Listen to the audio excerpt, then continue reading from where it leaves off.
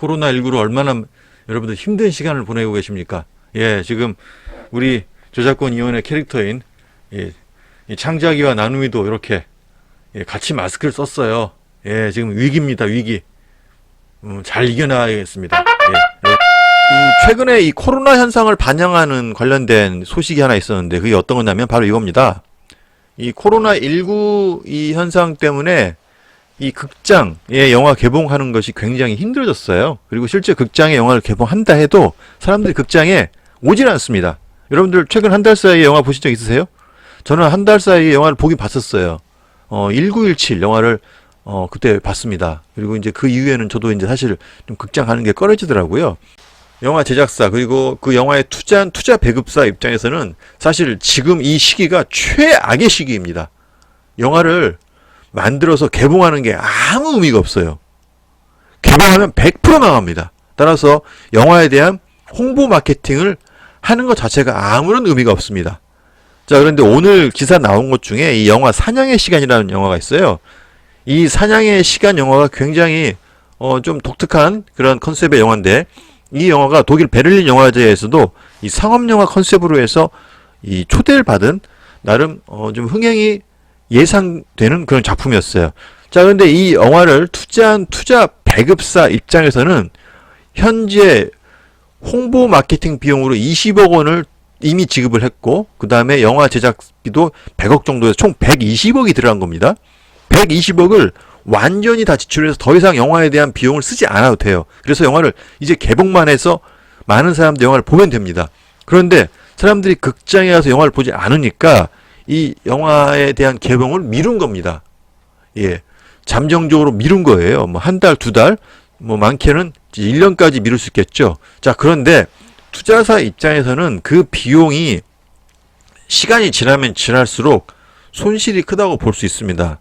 따라서 어차피 이 영화는 당장 뭐 2, 3개월 후에는 어차피 개봉해도 다른 또 그 대기하고 있던 뭐 예를 들면 추석 영화, 여름 영화, 특히 영화가 우리나라 영화끼리만 경쟁하는 게 아니라 해외 영화가 있잖아요. 뭐 디즈니에서 나오는 영화도 있고 그다음에 뭐 다른 뭐 유니버스에서 나온 영화도 있고 많은 작품들이 있습니다. 또 우리나라 영화들끼리 경쟁해야 되고 이런 경쟁 구도 속에서 배급 일정을 잡는데 영화를 개봉 시점을 다시 연기했을 경우 다른 작품과 겹치거나 피치 못할 사정에 의해서 어떤 뭐 디즈니 같은 큰 작품하고 붙었을 경우에는 장담할 수가 없는 거예요. 원금 회수를. 얼마를 버느냐의 문제가 아니라 원금 회수. 그러니까 손절매를 해야 될 입장인 거예요. 자, 그런데 이 코로나19로 인해서 우리만 극장에 안 가는 게 아니라 전 세계 많은 사람들이 영화를 보러 가지 않습니다. 그렇죠? 그런데 그 해외 배급사가 이미 30개국에 계약을 했고 그 다음에 70개국은 앞으로 계약을 하기로 했답니다. 그런데 총체적인 그 책임을 지고 있는 투자 배급사가 리틀 빅 픽처스라는 영화인데요. 투자 배급사인데요. 이 회사가 이 영화에 대한 극장 개봉을 하지 않기로 결정하고 누구랑 계약했냐? 바로 넷플릭스랑 계약하기로 했다는 거예요. 넷플릭스랑 계약할 때 전제 조건은 극장이든 다른 뭐 IPTV든 서비스를 안 합니다. 일단은 넷플릭스가 메인이 되는 거예요, 메인. 그러니까 결국 넷플릭스용 영화가 돼버린 겁니다. 이거에 대해서 지금 현재 이 기사에는 정확히 나온 것 같지는 않은데요. 지금 제가 경향신문 기사를 제가 제 블로그에 링크를 걸어가지고 그 기사에 대한 설명을 했는데 제가 다른 머니투데이 신문인가를 보니까 110억에 넷플릭스에 110억에 이제 계약을 했다고 하더라고요. 독점으로. 그러면은 비용상으로 제작비 100억에 이미 지출한 홍보 마케팅 비용이 20억입니다. 홍보 마케팅 비용을 지불한 것은 극장 개봉 일정을 잡아놓고 했는데 이 코로나 때문에 안 되겠다 싶어가지고 그걸 포기하고 다시 연기해버린 거예요. 그래서 투자 배급사 입장에서는 손해를 감수하고 나서도 그냥 넷플릭스에 팔겠다라고 한 겁니다. 사실 넷플릭스하고 계약하는 정확한 조건은 아직 뭐 공개가 되지 않았기 때문에 알 수가 없는데 만약에 넷플릭스용으로만 그 영화가 공급이 됐다고 하면 더 이상의 매출은 발생하기 어려운 구조입니다. 물론 수익 분배 뭐 그런 게 있을지 모르겠지만은 그렇게 쉽진 않을 것 같아요. 어차피 넷플릭스 입장에서는 지금 전 세계 많은 사람들이 넷플릭스를 많이 보고 있고, 특히나 코로나19 때문에 외출이 금지된 이런 그 선진국들의 상황을 봤을 때 넷플릭스의 매출이 다른 어느 때보다 훨씬 증가할 것으로 생각하고 있습니다. 그러니까 극장 수입이 줄어드는 만큼 넷플릭스의 수입은 늘어날 것이다. 따라서 넷플릭스 입장에서 이 사냥의 시간 영화를 계약하는 과정에서 분명히 넷플릭스가 원하는 쪽으로 계약을 할 가능성이 높지 않았나라는 생각이 들고요. 자, 그런데 이 부분에 대해서 그럼 어떤 이슈가 있냐? 그러니까 해외 그 배급사는 이미 30개국에 계약을 했고 70개국에 계약을 할 예정이라고 하는데, 그런데 지금 넷플릭스하고 계약을 했다고 하니까 그러면 기존에 있는 계약이 다 취소가 된 상태에서 넷플릭스하고 했다는 얘기거든요.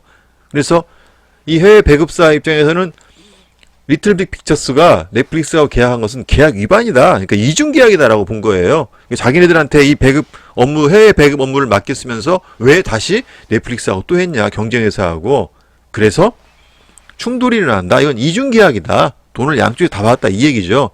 반면에 리틀빅 픽처스가 얘기하는 것은, 이것은 지금 이 원인이 된 코로나19는 천재지변에 의한 현상이기 때문에 계약서에 그 내용은 명시가 돼 있다. 따라서 천재지변에 의해서 어쩔 수 없는 상황에서는 계약이 무효화될 수 있다라고 하는 조항을 근거로 해서 자기가 넷플릭스에 계약을 했다. 이것은 법적으로 문제가 없다라고 보는 거예요. 그래서 넷플릭스하고 계약한 거에 대해서 투자 배급사는 문제 없다라고 얘기하는 거고, 해외 배급사, 이 사냥의 시간의 해외 배급사는 이건 이중계약이다라고 하는 것이 서로 충돌하고 있는 것이죠.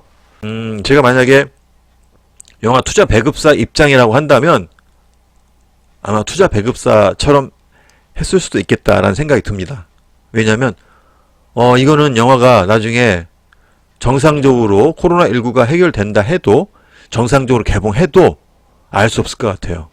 예, 알 수 없기 때문에. 그리고 향후의 경쟁작에 따라서 사실 상대적으로 사람들이 그 영화를 보고 안 보고도 많이 결정할 수 있다고 보거든요. 그래서 아무리 좋은 영화라 해도 그 파트너를, 그러니까 같이 개봉하는 작품들이 어떤 작품냐에 따라서 그 흥행에 상당한 영향을 끼치기 때문에 투자 배급사 입장에서는 과거의 케이스, 그리고 예상치 못한 변수, 이런 특히 코로나19와 같은 이런 예상치 못한 변수를 하나의 사실상의 천재지변으로 보고 이렇게 얘기를 한다는 거예요. 자, 이 점에 대해서 법무법인 세종의 임상혁 변호사는 어떻게 이야기를 하느냐? 이게 이제 임상혁 변호사가 자신의 그 인터뷰 내용에 대해서 페이스북에도 공개를 했고, 그 다음에 머니투데이 기사를 링크를 해서 한 내용인데요.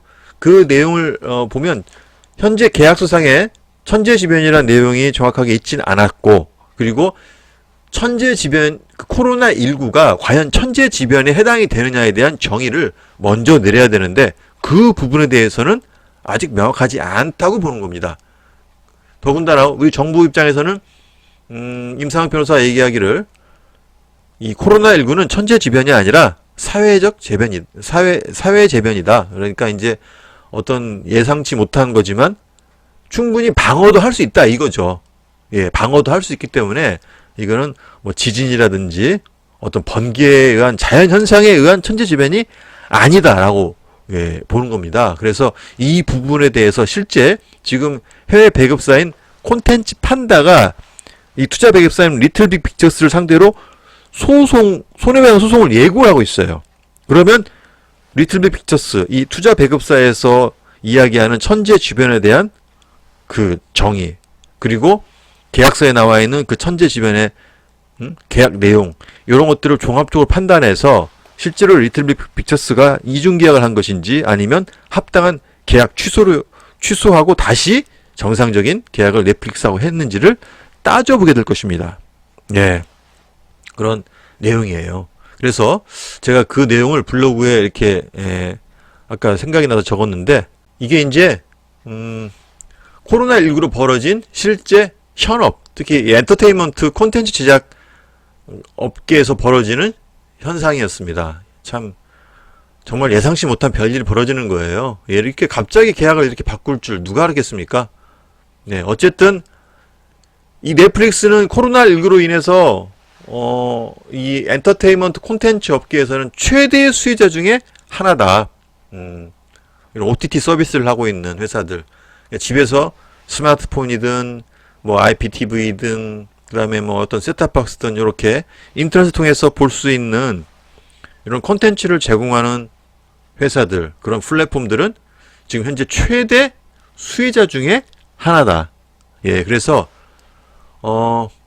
전기가 끊기지 않는 이상은, 예, 그리고 인터넷이 끊기지 않는 이상은 넷플릭스의 주가는 쉽게 떨어지지 않겠다.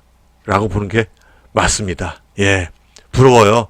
저도 과연 넷플릭스용 콘텐츠를 만들 수 있을까요? 저도 한번 도전해보고 싶습니다. 저도 넷플릭스용 영상 콘텐츠를 한번 만들어서 한번 저도 서비스를 하고 싶은 생각이 드네요.